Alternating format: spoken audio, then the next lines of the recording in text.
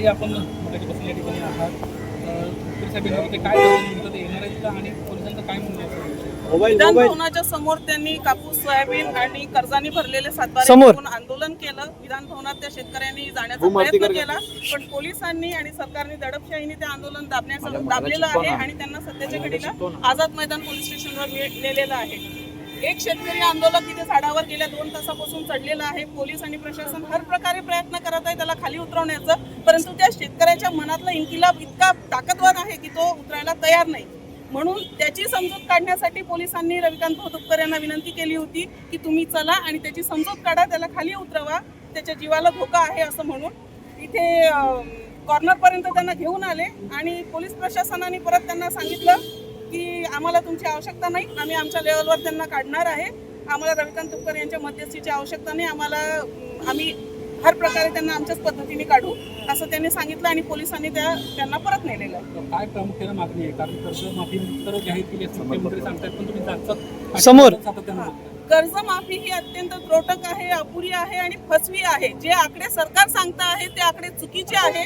प्रातिनिधिक स्वरूपात मी बुलढाणा जिल्ह्याचं सांगते की बुलढाणा जिल्ह्यामध्ये जवळपास 4.5 लाख शेतकरी आहे आणि त्यामध्ये या कर्जमाफीचा लाभ केवळ 12,000 शेतकऱ्यांना मिळण्याची शक्यता आहे आणि त्या 12,000 शेतकऱ्यांमध्ये केवळ 2 ते 3,000 शेतकरी असे आहेत की ज्यांना थेट लाभ मिळेल. बाकीचे शेतकऱ्यांना वरची रक्कम भरल्यानंतर लाभ मिळणार आहे. त्याच्यामुळे बुलढाणा जिल्ह्यामध्ये जर खरोखर पात्र शेतकऱ्यांची संख्या काढायची झाली तर 4.5 लाखापैकी केवळ 3 ते 4,000 शेतकऱ्यांना लाभ मिळेल. मग ही कोणती कर्जमाफी झाली? सरकार म्हणते की आम्ही सर्व शेतकऱ्यांना समावेशक अशी योजना आणलेली आहे, पण ही योजना फसवी आहे, चुकीची आहे आणि जे आकडे सरकार सादर करत आहे आणि दिशाभूल करत आहे ते आकडे दादांत खोटे आहेत. आणि त्याचप्रमाणे 15 तारखेपासून रविकांत भाऊ तुपकर हे अन्नत्याग आंदोलनाला बसले होते. 5 दिवसाचं उपोषण झाल्यानंतर त्या उपोषणाला महाराष्ट्राच्या शेतकऱ्यांनी भरघोस प्रतिसाद दिला, ठिकठिकाणी या GRची होळी केली आणि असं असताना सरकारतर्फे मंत्री गिरीश महाजन हे आले बुलढाण्यामध्ये, त्यांनी मध्यस्थीचा शब्द दिला आणि पावसाळी अधिवेशनाच्या पहिल्या हप्त्यात 3-4 दिवसानंतर आम्ही बैठक लावू असं आश्वासन दिलं. आज पावसाळी अधिवेशनाचा शेवटचा दिवस आहे, जवळपास हा शेवटचा हप्ता आहे. उद्या पावसाळी अधिवेशन संपतंय पण अजून सरकारकडून कोणतीही हालचाल नाही. सरकारला नेमकं काय हवंय? सरकारला असं हवंय का की शेतकऱ्यांच्या पोरांनी कायदा हातात घेतला पाहिजे, शेतकऱ्यांच्या पोरांनी स्वतःचा जीव टांगणीला लावला पाहिजे? आज हा माणूस वरती शेतकरी आंदोलक वरून चढून बसलेला आहे. त्याच्या कुटुंबाची किती भयानक अवस्था झाली असेल, त्याच्या बायकोला काय वाटत असेल, त्याच्या आईला काय वाटत असेल? सरकारला आमच्या फक्त रक्ताचा नैवेद्य हवा आहे का? सरकारने विचार करावा. सरकार जर अशीच आडमुठी भूमिका घेत असेल तर सरकारचे मंत्री हे केवळ 10-15 आहेत. 1 मिनिट बोलू द्या. तुम्ही अभिव्यक्ती स्वातंत्र्याला काही बोलू नाही शकत. विनाकारण तुम्ही मगापासून दडपशाही करता.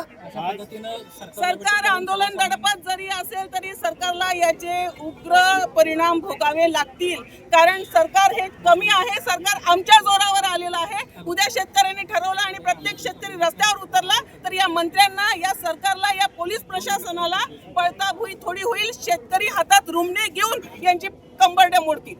आता वरचा जो शेतकरी आहे त्याच्याशी काय बोलणं झालंय का की तो खाली येण्यासाठी तयार का? त्यांनी खाली यावं. मागच्या वेळेस त्यांनी अशाच प्रकारचं आंदोलन केलं होतं मंत्रालयाच्या समोर चढून. त्यावेळी मंत्र्यांतर्फे, प्रशासनातर्फे त्यांना शब्द देण्यात आला होता की आम्ही मीटिंग लावू, सरकार चर्चा करायला तयार आहे, सरकार काहीतरी त्याच्यातून तोडगा काढायला तयार आहे. सरकारने फक्त आंदोलन मागे घ्यायचं, तेवढ्या पुरताच शब्द द्यायचा का? मग शब्द का पाळत नाहीये सरकार? 7-12 कोराची घोषणा करून सरकार सत्तेवर आलं, मग करा ना आमचा 7-12 कोरा. आमचा 7-12 कोरा करणं हा आमचा अधिकार आहे आणि त्या अधिकाराच्या वापरासाठी आम्ही संविधानिक मार्गाने आंदोलन करत आहोत. तर हे संविधानिक मार्ग आहे का? कारण की गेल्या काही वेळापासून खरं तर सरकारला वेठीस धरलंय, प्रशासन वेठीस आहे. सरकारने शेतकऱ्यांना वेठीस धरलंय, त्याचं काय?